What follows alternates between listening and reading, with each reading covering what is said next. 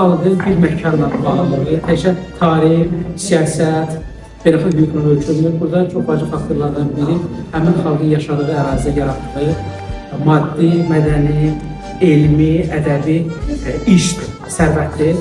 Bu mənada hörmətli Cəlal müəllimin Qərbi Azərbaycanda təhsil tarixi ilə bağlı kitabı böyük dəyərə malikdir. Bu baxımdan universitetimizin dosenti Cəlal Allahverdiyevin İrəvanda Azərbaycan təhsil tarixini araşdırması təkcə bugün üçün yox, eyni zamanda gələcəkdir. Düşünürəm ki, İrəvanda Azərbaycan təhsil tarixi kitabı bizim İrəvandakı elmimizi, təhsilimizi, mədəni irsimizi, kimliyimizi və təhsil mühitimizi geniş aydınlatan bir əsərdir və bu əsərin bir də ona görə vacibdir ki, bu faktların hamısı həmin ərazidə Azərbaycanlıların uzun illər çoxluq təşkil edildiyini və burada çox zəngin mədəni irs yaratdığını sübut edir.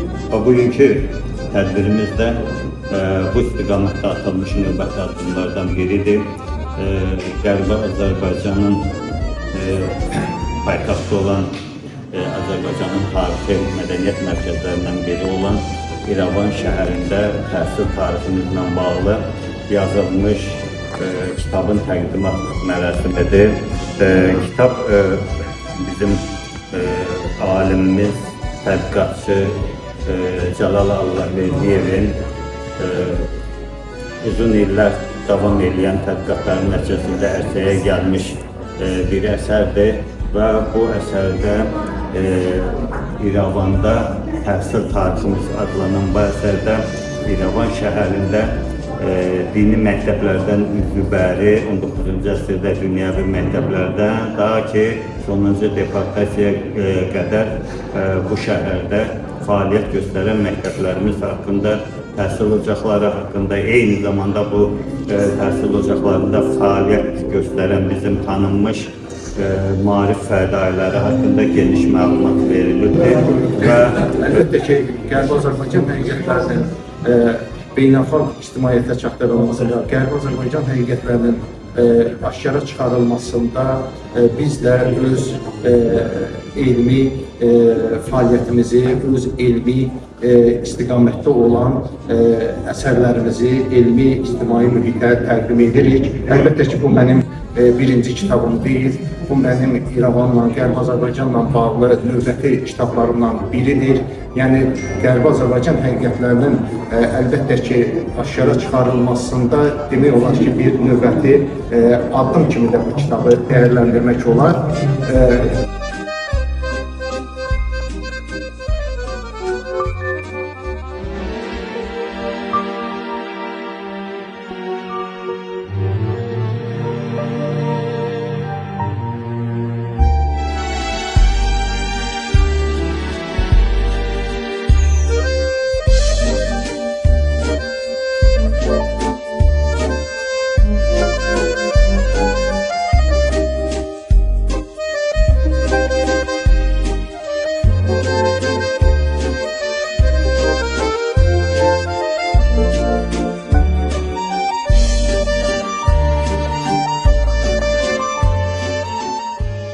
Millət vəkillərimiz, hörmətli dəyərli ziyalılarımız, Qərbi Azərbaycan İcmasının nümayəndələri, tədbir iştirakçıları, hamınızı xoş gördük.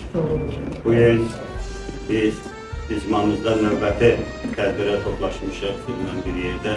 Bildiyiniz kimi kitab təqdimatı artıq icmamızda ənənəvi şəkil alıbdır, davamlı şəkil alıbdır. Və bu gün də belə tədbirlərdən birinə toplaşmışıq. Hörmətli Cəlal müəllimin İqtisad Universitetinin dosenti və Qərbi Azərbaycan icmasının ən fəal üzvlərindən biri Cəlal Allahverdiyevin İrəvanda Azərbaycan təhsil tarixi kitabının təqdimatına toplaşmışıq. Bildiyiniz kimi, Qərbi Azərbaycan icmasının əsas hədəflərindən biri tarixi torpaqlarımızdakı həqiqətləri dünya ictimaiyyətinə çatdırmaqdır. Qeydiyyata alıb, araşdırıb, həm daxili platformada, həm daxili auditoriya, həm də xarici auditoriya çatdırmaqdır və Məncə həm də Cəlal müəllimin yazdığı kitab bu kitab əslində tamamlamış olur. Yəni bu iki kitabı biz oxuyanda Azərbaycan təhsil tarixi haqqında tam təsəvvürümüz olur. Həm İrəvan, həm Bakı, Azərbaycan və s.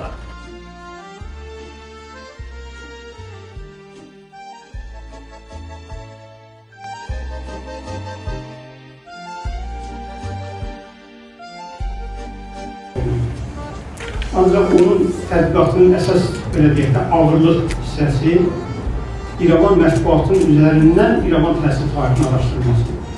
Yəni, Cəlal müəllim o İrəvanda çıxan Rəhbər, Rəngi, Qızıl Şəfər, Arda Kommunist, sonra Suudi Ermənistanın qəzetinin əli çatan bütün nömrələrini araşdırır. Təkcə İrəvanda deyil, bütünlükdə Qərbi Azərbaycanda fəaliyyət göstərən məktəblər, müəllimlər və onların əməkdar müəllimlər kim olubdur. Oradakı o dövrün, Sovet dövrünün yüksək orderləri ilə, medalları ilə tərtib olunanlar kimlər olubdur. Repressiyaya məruz qalanlara qədər siyasının verilməsi, onların hətta vəzifələri, onların tərtib olmaqlarının tarixlərinə qədər verilməsi böyük bir həm zəhmətin, həm məsuliyyətin eyni zamanda gələcək nəslimizə xidmətin bir ifadəsidir ki, Cəlal müəllim bunları görür. Ardıcılığında da Cəlal müəllim çox gözəl deyir. Öz aramızdır. 1765-ci ilin Cümə məscidinin şəklini tapıb. Orada o mədrəsədə oxuyan uşaqların şəkillərini qoydu. Mədrəsənin yetişdirdiyi tanınmış o dövrdə ziyalılar haqqında verildi. Bunu tapmaq elə bir asan deyil. Məsələn, biz monoqrafiya yazanda bir belə çətinlik çəkmirik. 1700-cü ilə 18-19-cu əsrə gedib çıxmırıq. Hazırda məlumatlar var. Ancaq bunu tapmaq olduqca çətin. Yəni, o dövrü gözəl tarixləşdirib, çox gözəl tarixləşdirib və ardıcılıq da var. Həm şəxsiyyətlər haqqında, həm məktəb haqqında, həm də ümumi maarifçilik düşüncəsi haqqında gözəl analiz aparılır.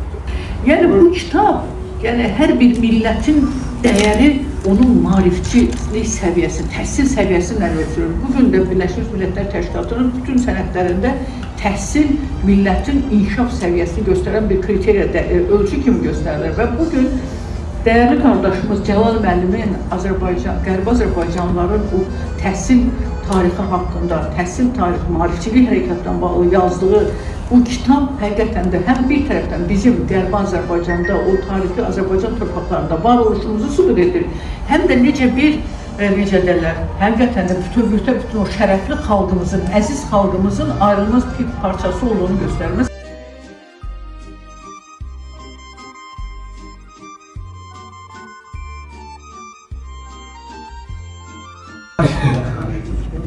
Hörmətli Cəlal müəllim öz əsərində yazır ki, 1881-ci ildə İrəvanda Uluxanlı məktəbinin əsası qoyuldu. 1881-ci il İrəvanda müəllimlər seminariyasının əsası qoyuldu. Və cənab prezident Müzəffər Ali Başkanlığı İlham Əliyev hələ 2006-cı ildə Uluxanlı məktəbinin 125 illiyi qeyd olunmasından bağlı ayrıca sənədlər verildi. Və yaxud da ki, İrəvan müəllimlər seminariyasının 140 illiyi ilə bağlı qalibiyyətimizdən sonra 2021-ci ildə başqa bir sənədlər imzalandı. Siz baxın, sizin Bakıda apardığınız tədqiqat və onda Ziliyədə apardığınız tədqiqat arasında fakt eyniliyin və nəticənin təsviri. İkinci bir məsələ, Mixail Mərvətdəs yazır ki, məsələn, Şuşanın İrsi haqqında kitabda 19-cu nəslin sonrası 95 şair yazışı vardı Azərbaycanın, 30-dan çox müğənni, 23 bəstəkar və bu faktları bildirir və göstərir ki, həmin dövrdə o məkanda, Şuşa və ətrafda bir nəfər də olsun, tanınmış, erməni, yazıcı, ziyalı və s. olmuyor. Və maraqlıdır ki, sizin bu boyda əməyiniz qalır kağız üzərində, amma internetdə həmin məlumatlar gedir ermənilərin xeyrinə. Məsələn, Etmədzin, bayaqdan çox çəkilir Etmədzinin adı, 3 müəzzindir. Amma nədənsə biz onu özümüzdə 3 kilsə deyə tərcümə edirik, bu bir. İkincisi, məhz o Revsimi məktəbi deyəndə açırsan, erməni məktəbi, erməni kilsəsi kimi çıxır. Çox arzu eləyərdim ki, məhz sizin bu kitabınız ən azından qısaldılmış şəkildə də olsa, internetləmi, Wikipediyaya-mı, yəni bu məktəblər haqqında məlumatlar internetə yerləşdirilsin. Özümüz deyib, özümüz eşitir. əziz qardaşımız Cəlal müəllim. Burada çox böyük əmək var. Bu bir elmi kitabdır, elmi araşdırmadır. Sadəcə kitabı vərəqləyəndə indi gördüm ki, bu kitabda əslində İrəvan mahalında bizim əziz o doğma vətənimizin təhsil tarixində hələnin bir hekayəsi var. Və o dövrün təhsilini sistemli şəkildə, elmi şəkildə qələmə almaq, bugünə gətirmək, onu bir kitab halına gətirməyin özü çox böyük zəhmət və əməyin nəticəsidir. Bir kitab bir işıqdır mənim nəzərimdə. Siz əslində o dövrün maarifləndirmə sistemini işıq tutmuşsunuz. Müəllim, təşəkkür edirəm mənə söz verdiyiniz üçün. Mən Cəlal müəllimi ürəkdən təbrik edirəm. Çünki Cəlal müəllimin ərsəyə gətirdiyi əsər doğrudan da fundamental elmi tədqiqat əsəridir. Əslində bu əsərin yazılması demək olar ki, vətənə, öz xalqına, dövlətinə, dövlətçiliyinə xidmətin tarix nümunəsidir.